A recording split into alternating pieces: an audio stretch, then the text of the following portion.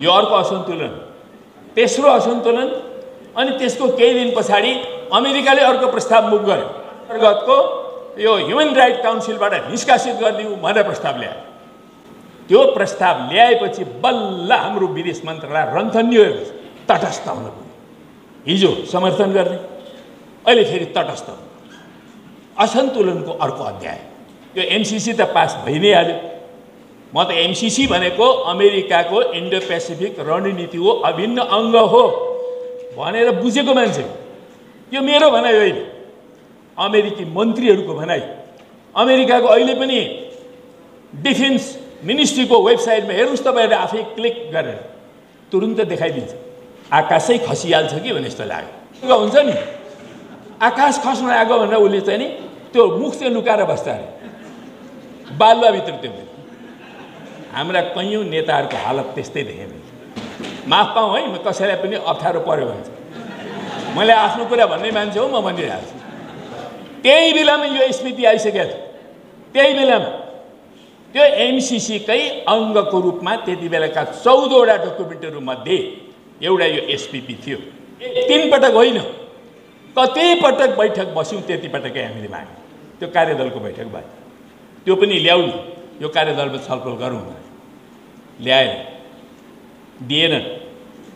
तर गल्ती गरिसकेको कुरो त देखा पर्दो रहेछ। अमेरिकी सेनाहरू यहाँ चाहिँ हाम्रा पहाडमा नाच्छन् अरे भन्ने भन्थे त्यति बेला। होइन, त्यस्तो कहाँ छ? कहाँ लेखेको छ यस्तो? आज ती 4 पाटा मुडियोस् भन्नेहरू कहाँ छ? एसपीपी आयो, तर धन्न म हाम्रा नेताहरूलाई धन्यवाद दिन चाहन्छु। एसपीपी रोक्यो। नेपालका पहाडहरूमा अमेरिकी सेना परेड खेल्नबाट रोक्यो। यो अलिकति भए पनि हाम्रो देशको राष्ट्रियता जोग्य।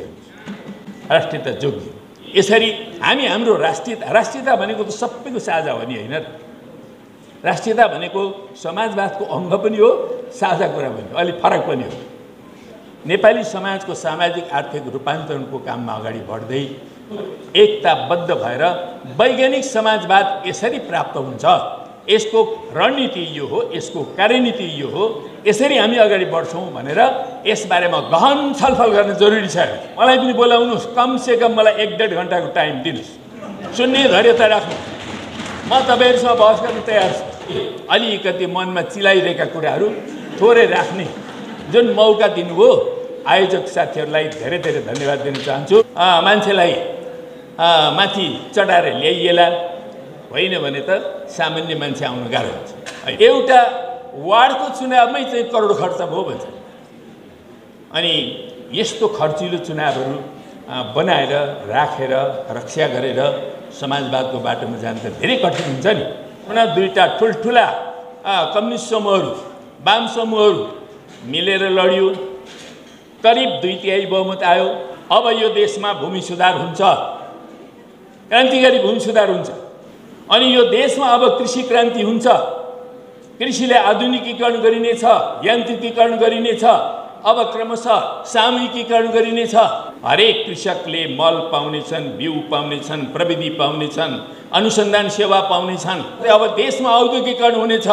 एउटा तानाशाह राजा महेन्द्र हुँदाखेरि यो देशमा के कारखाना बनेको सम्झनुहुन्छ नि सबैले, मैले दोहोऱ्याइरहनु पर्दैन। ती कारखाना यो देशका राष्ट्रिय कारखाना थिए, राष्ट्रिय उद्योगहरू थिए, राज्यको मातहतमा थिए। राजा महेन्द्रका निजी कारखाना होइनन् ती यो देशको राज्यका मातहतमा भएका कारखानाहरू थिए। ती कारखानाहरू अहिले पनि हामी रक्षा गरेर राख्न सक्थ्यौँ, अहिले पनि त्यो देशको राजकीय क्षेत्र बन्न सक्थ्यो र त्यो समाजवादको आधार इलिमेन्ट बन्न सक्थ्यो। व्यापारी उद्यमीहरूले मात्रै गर्ने हो भनेर धमाधम हामीले निजीकरण गरिदिउँ, दुर्भाग्यको कुरा। पानीजन्य उद्योग बनाउन सक्छौँ, 6000 नदी नालाहरू छन्, होइन? जडीबुटी जन्य उद्योगहरू बनाउन सक्छौँ। जडीबुटीको निम्ति विश्वकै प्रसिद्ध थलो हो यो, होइन? सञ्जीवनी बुटी पाइन्छ भन्ने थलो हो यो। त्यस्तै शिक्षा, आम जनतालाई पहुँचमा राख्न सक्ने, पहुँचमा पुर्याउन सक्ने शिक्षा व्यवस्था हामीले गर्न सक्नु पर्यो। स्वास्थ्य, त्यसै गरी आम जनताको पहुँच पुग्ने खालको स्वास्थ्य प्रणाली, हेल्थ केयर सिस्टम हामीले स्थापित गर्न सक्नु पर्यो। हामी सम्पूर्ण कुरालाई डिजिटलाइज गरेर जानुपर्छ। अब आउने समाजवाद स्वतः डिजिटलाइज समाजवाद हुन्छ। पुँजीवादी लोकतन्त्रबाट समाजवादी लोकतन्त्र विकसित हुन्छ नै। संविधान सभाबाट बनेको संविधानलाई च्याकचुक पार्न थाल्ने, कुल्चिन थाल्ने, अरे संसदलाई विघटन गर्न थाल्ने। यो देशको कुनै प्रधानमन्त्रीले पनि फेरि म संसद विघटन गर्छु भनेर खड्ग प्रसाद शर्मा ओलीको बाटो हिँड्नेवाला छैन। उहाँ पनि शीताङ्ग हुनुहुन्छ। अनि शीताङ्ग भएपछि यो नहुने नै रहेछ। यो मैले भित्रभित्र त महसुस भयो र यो गल्ती नै भयो भन्ने। अब नेपाली कङ्ग्रेस पनि समाजवादकै यात्रातर्फ लाग्छौँ, हामी वामहरूसँग मिलेरै जान्छौँ भन्नुहुन्छ भने स्वागत छ। स्वागत। समाजवादको यात्रा भनेको त ऐतिहासिक यात्रा हो नि। यो तपाईँ हामीले खालि मागेको कुरा मात्र, यो त युगले मागेको कुरा हो। त्यस कारण युगले मागेको कुरातर्फ हामी दृढतापूर्वक अगाडि बढ्नुपर्छ। यो आम जनताको हित र राष्ट्रको हितको कुरा हो। कमेन्ट नरबहादुर कर्मचारीप्रति हार्दिक श्रद्धा सुमन व्यक्त गर्न चाहन्छु। उहाँहरूले जुन पार्टीको स्थापना गर्नुभयो, आज झन्डै 73 वर्ष अगाडि पछाडि आएर उहाँकै स्मृतिमा आज हामी समाजवादका सम्भावना र चुनौतीको बारेमा बहस गर्दैछौँ, छलफल गर्दैछौँ। एउटा महत्त्वपूर्ण विषय हो अहिलेको नेपालमा। तर मलाई के लागिरहेको छ भने कुन चाहिँ समाजवादको बारेमा छलफल गर्न खोजेको हो। मार्क्सले घोषणापत्रमा के लेख्नुभयो भने सामन्ती समाजवाद पनि हुन्छ, काल्पनिक समाजवाद पनि हुन्छ, पेटी बुर्जुवा समाजवाद पनि हुन्छ, अनेक समाजवाद हुन्छन् भन्छन्। तर वास्तविक समाजवाद भनेको वैज्ञानिक समाजवाद। त्यो वैज्ञानिक समाजवादकै बारेमा हो कि भन्ने पनि लाग्छ मलाई। तर आयोजकहरूले मलाई लेखेको चिठीमा छ्याङ्ग भन्नुभएको छैन। तर म चाहिँ समाजवादको बारेमा कुरा गरिरहँदा म वैज्ञानिक समाजवादकै बारेमा कुराकानी गर्छु। वैज्ञानिक समाजवाद भनेको पछिल्लो अवधिमा मार्क्सले सूत्रबद्ध गरिसकेपछि यसले वैज्ञानिक समाजवादको नाम प्राप्त गर्यो। तर समाजवाद भनेको धेरै पुरानो कुरा हो। हाम्रो मानव समाज लाखौं वर्षसम्म अर्थात् जन्मिँदै यो साम्यवादी सिस्टममा जन्मियो। मानव समाज लाखौं वर्षसम्म साम्यवादमै हुर्कियो र क्रमशः एउटा खास कालखण्डबाट उत्पादक शक्तिहरूको विकास हुँदै जाने क्रममा नयाँ उत्पादन सम्बन्ध विकसित भएपछि दास प्रथाको उदय भयो। त्यो दास प्रथा मुस्किलैले 4-5 हजार वर्ष रह्यो होला, मुस्किलैले। त्यसपछि फेरि जमिनलाई पनि उत्पादन सम्बन्ध व्यक्तिगत सम्बन्ध बनाउने प्रक्रियाको थालनी भयो। जमिनदारहरू सामन्तहरू जन्मिए र ती कुराहरूबाट सामन्तवादको उदय भयो। त्यो सामन्तवाद पनि बलैले 4-5 हजार वर्ष जति बाँच्यो। त्यसपछि त्यसको पनि इतिश्री भयो। त्यस पछाडि पुँजीवादको उद्भव भयो। त्यो पुँजीवादको उद्भव भएको अहिले 500 वर्ष मुस्किलैले 500 वर्ष प्लस भयो जम्मा जम्मी। यो 500 वर्षमै त्यो पुँजीवाद बुढो भइसक्यो। त्यसका दाँत फुक्लिन थालिसक्यो। अब कसरी त्यो पुँजीवाद टिक्ने हो भनेर उसलाई मुस्किल परिरहेको छ। त्यो पुँजीवादलाई बचाउनुको लागि अहिले अमेरिका जस्तो एउटा महाशक्तिले विश्वका 80वटा देशमा 800वटा मिलिटरी क्याम्पहरू बनाएको छ। जापानमा हेर्नुहोस् कत्रो विशाल अमेरिकी क्याम्प छ। कोरियामा गएर हेर्नुहोस् कत्रो विशाल मिलिटरी क्याम्प छ। त्यो मध्यपूर्वमा गएर हेर्नुहोस् कत्रा क्याम्पहरू छन्। यी सारा क्याम्पहरूको एउटा मिलिटरी कम्प्लेक्सले गर्दा अहिले पुँजीवाद र पुँजीवादी लोकतन्त्र यो दुनियाँमा बचेको छ, नत्र बचाउनु सम्भव छैन। अत्यन्त ठुल्ठुला मिलिटरी कम्प्लेक्सहरूले अहिलेको दुनियाँमा जुन प्रकारको हामी लगानी गरेको देखिरहेको छौँ, अरबौं खरबौंको लगानी त्यो मिलिटरी टेक्नोलोजीमा लागिरहेको छ। र त्यो मिलिटरी टेक्नोलोजीबाट विकसित भइरहेका हाई हतियारहरूले अहिले दुनियाँलाई थर्कमान पारेर चाहिँ नै पुँजीवाद अहिले बचेको छ। त्यसकारणले यो बुढो भइसकेको पुँजीवाद धेरै लामो आयु छैन। र पुँजीवादी लोकतन्त्रहरूको पनि लामो आयु हुँदैन र यसलाई निषेध गर्नको लागि समाजवाद वैज्ञानिक समाजवादको जन्म पृथ्वीमा भइसक्यो। लेनिनको नेतृत्वमा जति बेला अक्टोबर क्रान्ति भयो त्यो अक्टोबर क्रान्तिपछि जन्मिएको सोभियत सङ्घ वास्तवमा समाजवादको पहिलो मोडल हो, तर त्यो गतिशील बन्न सकेन। अनेकन आफ्नै आन्तरिक कारणहरूले गर्दा त्यो आफै ध्वस्त भयो, तर समाजवाद ध्वस्त भएको होइन।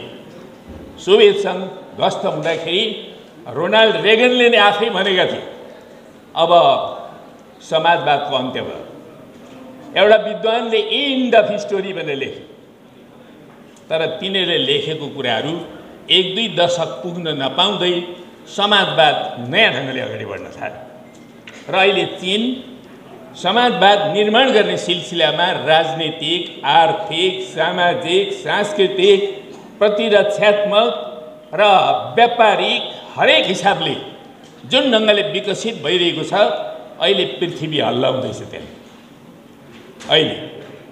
र जसरी हिजो नेपोलियनले भनेका थिए कि यो सुतेको बाघ हो, यो उठेपछि पृथ्वी हल्लाउँछ, साँच्चै हल्लाइरहेको छ अहिले।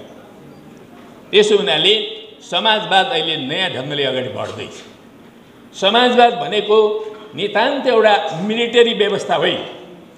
समाजवाद भनेको एउटा राजनीतिक, आर्थिक, सामाजिक, सांस्कृतिक, सैनिक पनि हो र यी सबै समग्र दार्शनिक अनेकन पक्षहरूको पहलुहरूको समुच्चयलाई हामी समाजवाद भन्छ र समाजवादी व्यवस्थाले समाजवादी लोकतन्त्रको विकास गर्छ।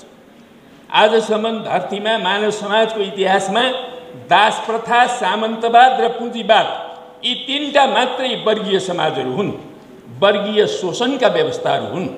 दास प्रथामा दास मालिकहरूले शासन गरे, सामन्तवादमा सामन्तहरूले शासन गरे, पुँजीवादी व्यवस्थामा पुँजीपति वर्गले शासन गरिरहेको छ र यी 3टा वर्ग कुनै न कुनै दिन निषेधित हुन्छन्।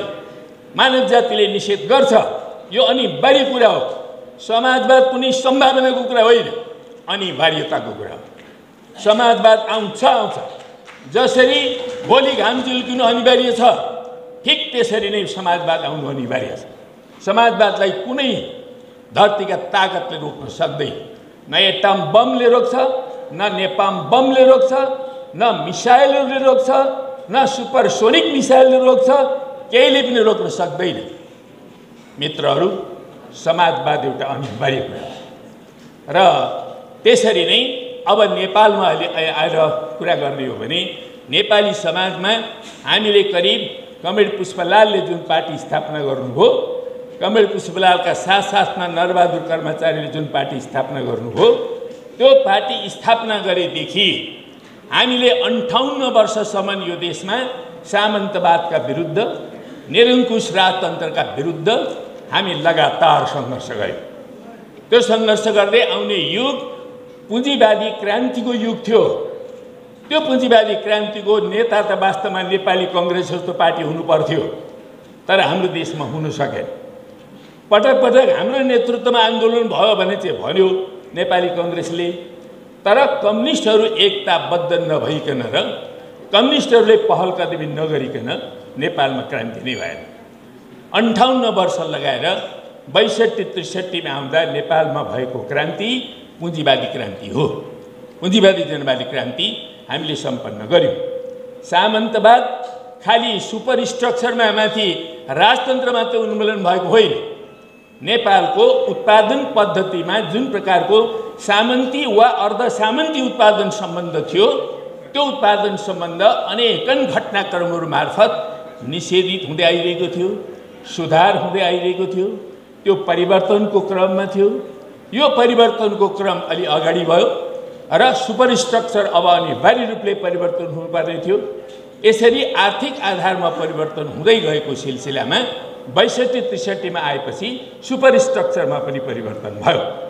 यसरी हाम्रो देशमा पुँजीवादी जनवादी क्रान्ति अहिले सम्पन्न भयो र त्यो पछि हामीले त्यो पुँजीवादी जनवादी क्रान्तिले ल्याएको पुँजीवादी लोकतन्त्रलाई स्थापित गर्नको लागि हामीले नयाँ संविधान बनाउनलाई संविधान सभाको बाटो हिँड्यौँ। संविधान सभाको बाटो मार्फत 10 वर्ष लगाएर हामीले त्यति बेला प्राप्त गरेका सम्पूर्ण हक अधिकारहरूलाई संस्थागत गर्नको लागि हामीले संविधान सभाबाट संविधान बनायौँ। एउटा ठुलो ऐतिहासिक उपलब्धि हो हाम्रो देशको लागि, एउटा ठुलो एडभान्समेन्ट हो हाम्रो हिस्ट्रीमा। सामन्ती निरङ्कुशताबाट पुँजीवादी लोकतन्त्रमा आउनु एउटा ऐतिहासिक फड्को हो। त्यो नितान्त एउटा अग्रगामी फड्को हो, प्रगतिशील फड्को हो। त्यो फड्को हाम्रो देशले मार्यो। तर यही अन्त्य होइन, यही नै नेपाली समाजको डेस्टिनेसन होइन। हामीले जुन संविधान निर्माण गरेका छौँ, यो संविधानले मूलतः यो संविधानमा समाजवादी तत्त्वहरू पनि छन् है, किनभने हामी धेरै धेरै वामपन्थीहरूको समेत यसमा प्रत्यक्ष हस्तक्षेप रहेको छ। अझ तपाईले संविधानको भाग 4 पढ्नुस्, त्यो भाग 4ले यो राज्यका निर्देशक सिद्धान्तहरूको बारेमा व्याख्या गरेको छ। ती निर्देशक सिद्धान्तहरूमा धेरै कुराहरू समाजवादी खालका छन्, धेरै कुराहरू।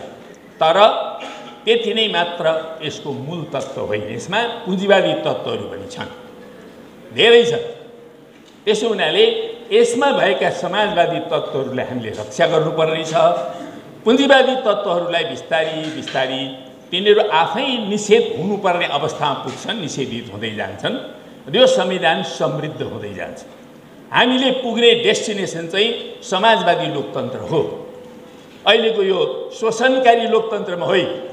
अहिले त तपाईँ चुनावमा जानुहोस् त, तपाईँको खल्तीमा 1 करोड कम्तीमा पनि भएन भने तपाईँ एउटा निर्वाचन क्षेत्रमा लड्न सक्नुहुन्छ? सक्नुहुन्न, सकिँदैन। यो तन्त्र, यो त धनी तन्त्र नै, धनाढ्यहरूको तन्त्र नै। यसकारणले यसमा आमूलचूल परिवर्तन नगरिकन सम्भव छैन। आम श्रमिक जनताले लड्न सक्ने व्यवस्था नबनाइकन अनि यो व्यवस्थामा समाजवादका राम्रा तत्त्वहरू छन् भनेर भन्नै सकिँदैन। कमसेकम निर्वाचन प्रणालीमा आमूलचूल परिवर्तन गर्न जरुरी छ। तब मात्रै यो संविधानका भाग 4 मा लेखिएका कुराहरूलाई लागू गर्न सकिने सम्भावनाहरू बढ्छन्। नत्र भने त जहाँबाट आउने पनि सम्पत्तिवाल मात्रै आउँछ हेर्नुहोस्, सांसद भएर। कोही पार्टीले खर्च पेलेर अलिकति तलका मान्छेहरूलाई पनि दियो कसैलाई भने, कसैले जितेर आउला होइन, अनि समानुपातिक मान्छेलाई माथि चढाएर ल्याइएला होइन भने त सामान्य मान्छे आउन गाह्रो हुन्छ। अहिले हामी यो 1-2वटा चुनावमै त्यो कुरा देखिरहेका छौँ। पहिलो चुनावमा देख्यौँ, दोस्रो चुनाव बल्ल अहिले हुँदैछ।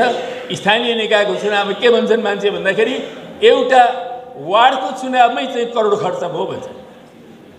अनि यस्तो खर्चिलो चुनावहरू बनाएर राखेर रक्षा गरेर समाजवादको बाटोमा जान त धेरै कठिन हुन्छ नि। तर हामी चाहिँ युगको हिसाबले भन्ने हो भने समाजवादी क्रान्ति र रूपान्तरणको युगमा हामी प्रवेश गरिसक्यौँ। पुँजीवादी जनवादी क्रान्ति भइसकेपछि अब यो देशका आमूल परिवर्तनकारी शक्तिहरू एकताबद्ध भएर अगाडि बढ्नुपर्ने आवश्यकता छँदैछ। तर यही बिचमा कस्तो स्थिति आयो भन्दाखेरि पहिलो जो आम निर्वाचन लड्यौँ हामीले, पहिलो आम निर्वाचनमा 2टा ठुल्ठुला कम्युनिस्ट समूहहरू, वाम समूहहरू मिलेर लड्यो। करिब 2/3 बहुमत आयो। अगाडि बढेर हामी एकीकृत पनि भयौँ, नेकपा एकीकृत पनि बनायौँ। अनि एकल सरकार 2/3 बहुमतको सरकार बन्यो। त्यो सरकारबाट आम जनता र यो राष्ट्रले गरेको अपेक्षा के थियो भने अब यो देशमा भूमि सुधार हुन्छ, क्रान्तिकारी भूमि सुधार हुन्छ, त्यो अपेक्षा थियो। त्यो अपेक्षा भुस भयो हेर्दै हेर्दै। अनि यो देशमा अब कृषि क्रान्ति हुन्छ, कृषिलाई आधुनिकीकरण गरिनेछ, यान्त्रिकीकरण गरिनेछ, अब क्रमशः सामूहिकीकरण गरिनेछ आदि इत्यादि। हरेक कृषकले मल पाउनेछन्, बिउ पाउनेछन्, प्रविधि पाउनेछन्, अनुसन्धान सेवा पाउनेछन् आदि इत्यादि। भुस भयो सब कुरा। अनि त्यसको साथसाथै अब देशमा औद्योगिकीकरण हुनेछ। अघि रामचन्द्रजीले मजाले कटाक्ष गर्नु, कम्युनिस्टहरूको सरकार आएपछि त उद्योग धन्दा बन्छन् होला भनेर त खोइ, उहाँले ठिकै कटाक्ष गर्नु। कम्युनिस्ट पार्टी आएपछि हिजो एउटा तानाशाह राजा महेन्द्र हुँदाखेरि यो देशमा के कारखाना बनेको सम्झनुहुन्छ नि सबैले, मैले दोहोऱ्याइरहनु पर्दैन। ती कारखाना यो देशका राष्ट्रिय कारखाना थिए, राष्ट्रिय उद्योगहरू थिए, राज्यको मातहतमा थिए। राजा महेन्द्रका निजी कारखाना होइनन् ती, ती यो देशको राज्यका मातहतमा भएका कारखानाहरू थिए। ती कारखानाहरू अहिले पनि हामी रक्षा गरेर राख्न सक्थ्यौँ। अहिले पनि त्यो देशको राजकीय क्षेत्र बन्न सक्थ्यो र त्यो समाजवादको आधार इलिमेन्ट बन्न सक्थ्यो। तर हामीले सहनै सकेनौँ। यो उद्योग धन्दा भनेको त राज्यले चलाउने नै होइन, यो त व्यापारी उद्यमीहरूले मात्रै गर्ने हो भनेर धमाधम हामीले निजीकरण गरिदियौँ। दुर्भाग्यको कुरो। तर कम्युनिस्ट पार्टीको सरकार बन्दाखेरि राष्ट्रिय औद्योगिकरणको कुरा केही पनि हुन सकेन। हाम्रो देशमा राष्ट्रिय उद्योगहरू बनाउन सकिँदैन। हाम्रो आफ्नै देशका विशेषताहरू छन् नि। जस्तो विचार गर्नुहोस् तपाईँले, हाम्रो देशका राष्ट्रिय उद्योगहरू के हुन सक्छन् त? सामान्य 1 मिनट लगाएर मात्रै सोच्ने हो भने पनि हामी देशमा कृषिजन्य उद्योगहरू बनाउन सक्छौँ। हाम्रो देशको कृषिका आफ्नै विशेषता छ। हामी वनजन्य उद्योग बनाउन सक्छौँ। वन पनि हाम्रो देशको आफ्नै विशेषता भएको छ। पानीजन्य उद्योग बनाउन सक्छौँ। 6000 नदी नालाहरू छन् होइन। जडीबुटीजन्य उद्योगहरू बनाउन सक्छौँ। जडीबुटीको निम्ति विश्वकै प्रसिद्ध थलो हो यो होइन। सञ्जीवनी बुटी पाइन्छ भन्ने थलो हो यो। अनि ती चिजहरू हाम्रा राष्ट्रिय उद्योगहरू हुँदैनथे, अहिले पनि हुँदैनन्। हामीले यी चिजहरूमा कल्पना पनि गर्न सकेन। बनाउने कुरा त परै जाओस्। र अहिले पनि हामीले त्यो सोचिरहेका छैनौँ। यो गर्न अत्यन्त जरुरी छ। अनि मात्रै हामी त्यो यात्रातर्फ समाजवादका आधारहरू तयार पार्ने भन्छौँ नि, त्यो तयार पार्ने कामहरू हुन सक्छन्। औद्योगिकरणको कुरा, त्यस्तै शिक्षा, आम जनतालाई पहुँचमा राख्न सक्ने, पहुँचमा पुर्याउन सक्ने शिक्षा व्यवस्था हामीले गर्न सक्नु पर्यो। स्वास्थ्य, त्यसै गरी आम जनताको पहुँच पुग्ने खालको स्वास्थ्य प्रणाली, हेल्थ केयर सिस्टम हामीले स्थापित गर्न सक्नु पर्यो होइन। अहिले विज्ञान प्रविधि जुन ढङ्गले विकसित भइरहेको छ, यो विज्ञान प्रविधिको लगातार विकास भइरहेको नयाँ नयाँ आयामहरू जो खडा गरिरहेको अवस्था छ, त्यसलाई हामीले सम्पूर्ण क्षेत्रमा एडप्ट गर्न सक्नुपर्छ। अब युग भनेको डिजिटलाइजेसनको युग आयो। हामी सम्पूर्ण कुराहरूलाई डिजिटलाइज गरेर जानुपर्छ। अब आउने समाजवाद स्वतः डिजिटलाइज समाजवाद हो, स्वतः। त्यसो हुनाले हामीले समाजवादको पनि नयाँ आयाम, आधुनिक युगको आयामलाई ध्यानमा राखेर समाजवादको परिकल्पना गर्नुपर्ने हुन्छ। हिस्टोरिकल मेटेरियलिजमको आधारमा ऐतिहासिक भौतिकवादको विकासको प्रक्रिया अनुरूप पुँजीवादपछि समाजवाद आउनु अनिवार्य भने जस्तै अब पुँजीवादी लोकतन्त्रबाट समाजवादी लोकतन्त्र विकसित हुन्छ नै। यी विराट सम्भावनाहरू छन् हाम्रो सामु। यो सामान्य सम्भावना मात्रै होइन, तर चुनौतीहरू पनि थुप्रै छ। त्यो चुनौती भनेको चाहिँ अहिले पनि हाम्रो देशका साँच्चै नै एउटा समाजवादका पक्षधर शक्तिहरू एक ठाउँमा आउन सक्नुपर्छ। तर समाजवादका पक्षधर भन्ने, सत्तामा पुग्ने अनि आफैले बनाएको संविधान सभाबाट बनेको संविधानलाई च्याकचुक पार्न थाल्ने, कुल्चिन थाल्ने, अनि त्यस पछाडि फेरि आफ्नै पार्टीको 2/3 बहुमत भएको के अरे संसदलाई विघटन गर्न थाल्ने, एकपटक पनि होइन, दोहोरिए विघटन गर्न थाल्ने, अनि त्यस पछाडि देशमा निरङ्कुश शासन व्यवस्था स्थापना गर्न थाल्ने, अनि जम्मैका जम्मै सत्तालाई केन्द्रीकरण गर्ने। उता के अरे राजस्व पनि आफ्नै मातहतमा ल्याइरहेछ, गुप्तचरलाई पनि आफ्नै मातहतमा ल्याइरहेछ, अनि साराका सारा चिजहरूलाई आफ्नो मातहतमा ल्याएर राख्ने। अनि समाजवादको यात्रा हुन्छ त? हुँदैन। यो त पुँजीवादको यात्रा पनि भएन, सबभन्दा विकृत यात्रा हो पुँजीवादको। त्यसो हुनाले यस्तो कुरा भएको हुनाले हामीले चाहिँ नि यो वाम लोकतान्त्रिक गठबन्धन बनाउनु परेको चाहिँ कारण त्यो। यसको एउटा औचित्य छ, ऐतिहासिक औचित्य छ। अब मलाई के लाग्छ भने अब त संविधान त बच्यो त। अब संविधानलाई तलमाथि गर्न कसैले सक्छ? अब आँट गर्दैन। यो देशको कुनै प्रधानमन्त्रीले पनि फेरि म संसद विघटन गर्छु भनेर खड्ग प्रसाद शर्मा ओलीको बाटो हिँड्नेवाला छैन, हिँड्न सक्दैन। अब गाह्रो छ। त्यसो हुनाले संविधान हामीले बचायौँ। त्यसरी नै यो संसद पनि पुनस्थापित त गऱ्यौँ मित्रहरू, तर चल्न सक्यो? चल्दैन। खड्ग प्रसाद शर्मा ओलीजी यसलाई असफल बनाउन लाग्नुभयो, लागेकै। तर स्थानीय तहको निर्वाचन पछि आएपछि उहाँ पनि सिताङ्ग हुनु। अनि शीताङ्ग भएपछि यो नहुने नै रहेछ, यो मैले भित्रभित्र त महसुस भयो र यो गल्ती नै भयो भन्ने। अनि त्यस पछाडि उहाँले चुपचाप बिना शर्त फेरि संसद चल्न थाल्यो। संसद सुचारू भयो कि भएन? भयो। त्यसकारण यो वाम लोकतान्त्रिक गठबन्धनको यो विजय हो, यो विजय चाहिँ हो। अब यो वाम लोकतान्त्रिक गठबन्धन कहिलेसम्म जान्छ त? यो प्रश्न भने बडा जटिल छ, यो जटिल छ। अब हामीले जे कुराहरू नभएर गरेका थियौँ नि त्यो त हामीले प्राप्त गर्यौँ। त्यसकारणले अब चाहिँ मलाई के लाग्छ भने प्रष्ट रूपले समाजवादको यात्रातर्फ अगाडि बढौँ। अब नेपाली कङ्ग्रेस पनि समाजवादकै यात्रातर्फ लाग्छौँ, हामी वामहरूसँग मिलेरै जान्छौँ भन्नुहुन्छ भने स्वागत छ, स्वागत। तर अब उहाँहरू चाहिँ होइन, हामी त अलि यस्तै उस्तै हो, कहिलेकाहीँ प्रजातान्त्रिक समाजवाद भन्छौँ, 12 सालमा बिपीले ल्याइदिनु भयो, अब मै एकजना त छु नि रामचन्द्र पौडेल यो कुरा भन्ने, अरूले बिर्सिहाले भन्नुहुन्छ भने अब जो समाजवादको पक्षमा तयार छौँ उहाँहरूले अगाडि बढेर जानु पर्यो, यो कुरा हो। त्यसो हुनाले समाजवादको यात्रा भनेको त ऐतिहासिक यात्रा हो नि, यो तपाईँ हामीले खालि मागेको कुरा मात्रै, यो त युगले मागेको कुरा हो। त्यसकारण युगले मागेको कुरातर्फ हामी दृढतापूर्वक अगाडि बढ्नुपर्छ। कोही साथीलाई अप्ठ्यारो पो पर्ने हो कि भनेर होइन, यो आम जनताको हित र राष्ट्रको हितको कुरा हो। अहिले हेर्नुहोस् त, अहिले तत्कालै अब यो हामीले अलिकति राष्ट्रियताको कुरालाई हेऱ्यौँ भने राष्ट्रियता त झन्झन खतरामा पो पर्न थालेको देख्छु मैले त। हेर्नुहोस्, हामी गठबन्धन बनाएपछि झन् बलियो बनाउँछौँ कि भन्ने लागेको थियो, तर गठबन्धनको सरकार बनेदेखि म यसो हेर्दैछु, म एक दुईवटा कुरा भनौँ ल, तपाईँहरूको इजाजत लिएर भन्दैछु है, म लामो होला कि भने मलाई डर भइरहेछ। म एक दुईवटा कुरा के भन्न चाहन्छु भने जस्तो गठबन्धनको सरकार बन्यो, मलाई के लागेको थियो भने अब अलिक यो राष्ट्रियताको कुरा पनि अलिक सुदृढ हुन्छ होला कि भन्ने लागेको थियो। पहिलो प्रश्न के आयो भने राजदूत नियुक्ति। फटाफट प्रधानमन्त्रीले 3टा पश्चिमा देशहरूको चाहिँ गरिहाल्नु, चीनको त छैन, जापानको छैन।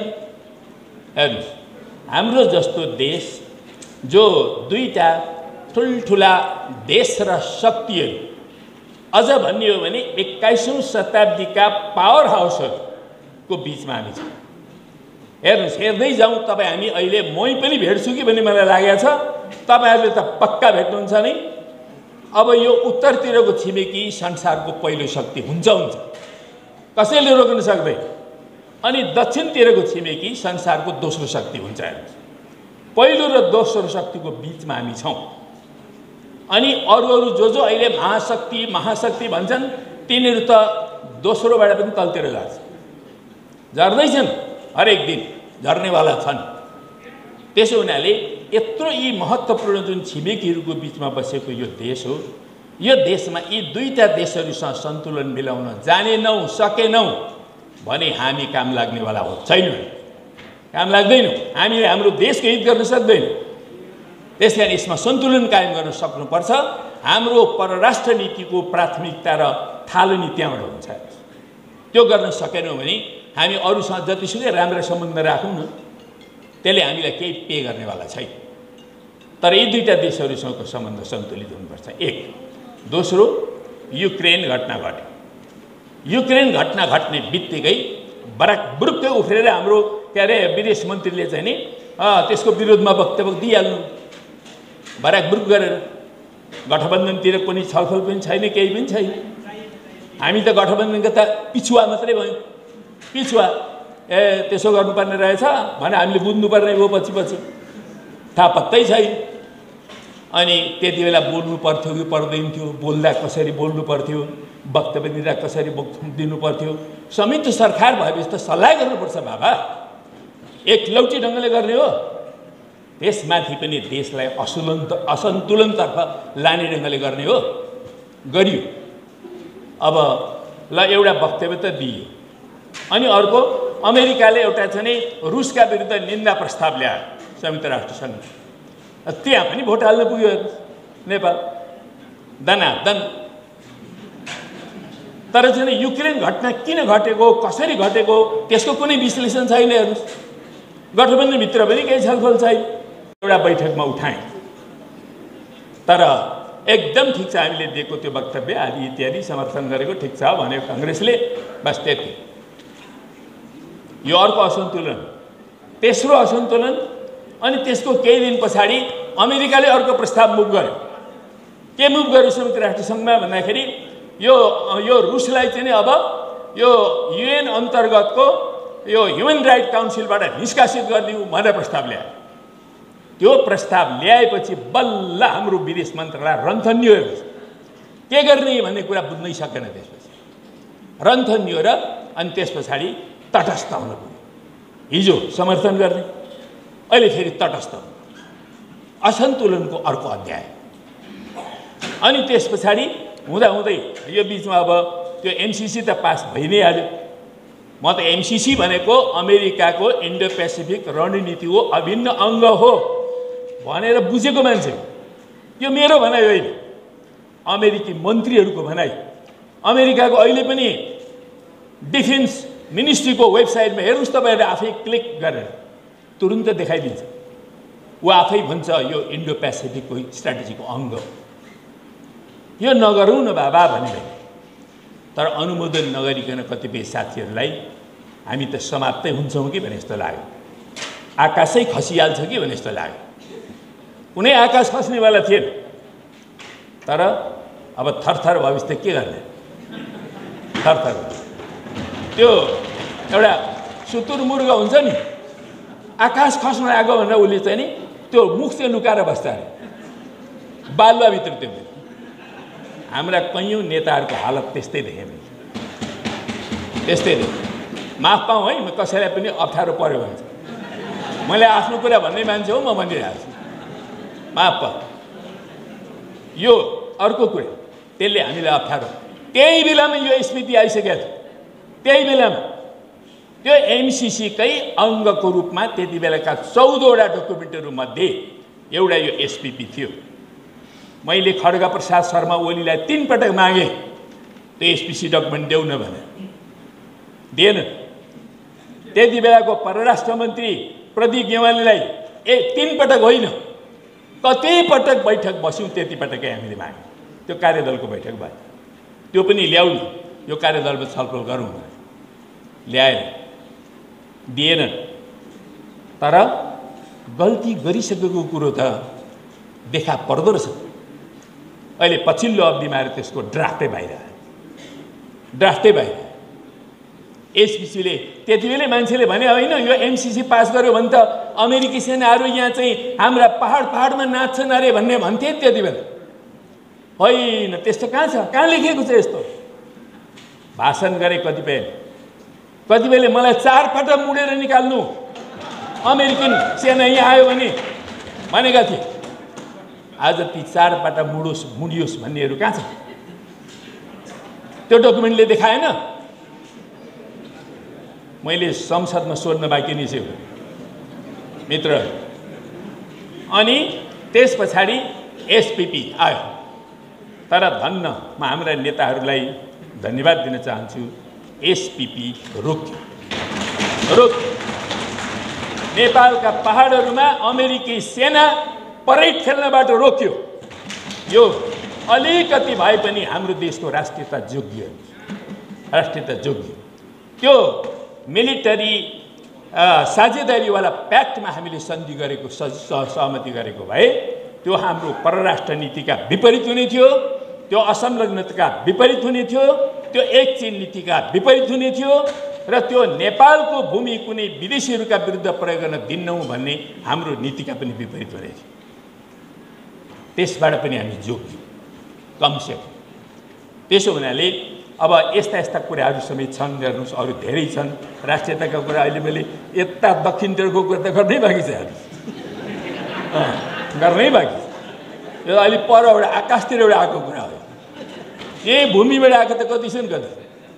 अहिले त्यता नजाउँ, अर्को गोष्ठी आयोजना गरियोस् जसले गर्दाखेरि यस्ता कुराहरूमा हामी अलि गहन रूपले छलफल गरौँ र यी विषयहरूमा पनि हाम्रो विषय केन्द्रित भएर हाम्रो रामचन्द्रजी जस्ता नेताहरूलाई पनि हामी बोलाउँ, छलफल गरौँ है। यसरी हाम्रो राष्ट्रियता भनेको त सबैको साझा हो नि, होइन र? राष्ट्रियता भनेको समाजवादको अङ्ग पनि हो, साझा कुरा पनि हो, अलिक फरक पनि हो। त्यसो हुनाले यी सबै चिजहरूलाई हामीले सुरक्षित गर्दै, राष्ट्रियतालाई सुरक्षित गर्दै, नेपाली समाजको सामाजिक आर्थिक रूपान्तरणको काममा अगाडि बढ्दै र साँच्चै नै एउटा आमूल परिवर्तनकारी प्रगतिशील शक्तिहरू एकताबद्ध भएर वैज्ञानिक समाजवाद यसरी प्राप्त हुन्छ, यसको रणनीति यो हो, यसको कार्यनीति यो हो, यसरी हामी अगाडि बढ्छौँ भनेर यसबारेमा गहन छलफल गर्न जरुरी छ। गहन र यो अत्यन्त महत्त्वपूर्ण अहिलेको चाहिँ एउटा बर्निङ प्रब्लम पनि हो। त्यो बर्निङ प्रब्लममा हामी छलफल गरौँ। मलाई पनि बोलाउनुहोस्, कमसेकम मलाई 1-1.5 घन्टाको टाइम दिनुहोस्, सुन्ने धैर्यता राख्नु। म तपाईँहरूसँग बहस गर्न तयार छु र यसरी बहस गरेर हामी हाम्रो देशमा एउटा कन्क्लुजन निकालेर के हो भविष्यको बाटो, एउटा उज्यालो नेपाल बनाउने बाटो के हो, त्यो कुराको बारेमा एउटा ठोस निष्कर्ष निकालेर हामी अगाडि बढौँ। आज यो गोष्ठीमा बोलाएर थोरै अलिकति मनमा चिलाइरहेका कुराहरू थोरै राख्ने जुन मौका दिनुभयो, आयोजक साथीहरूलाई धेरै धेरै धन्यवाद दिन चाहन्छु। र अन्त्यमा फेरि एकपटक हाम्रा आदरणीय यो पार्टीका संस्थापक नेता